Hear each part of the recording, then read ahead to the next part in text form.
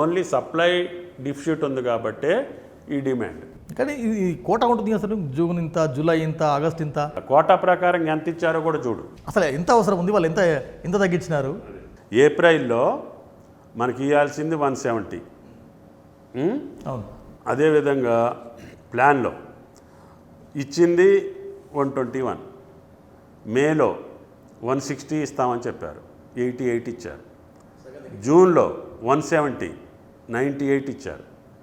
జూలైలో 160, 143 ఇచ్చారు. ఆగస్టులో 170, 1 lakh వచ్చింది. కనీసం ఇప్పుడు ఆ 75 ఈ ఆగస్టులో ఇస్తే మిగతా నెలల్లో గ్యాప్ కూడా పూర్తి చేయట్లేదు వాళ్ళు.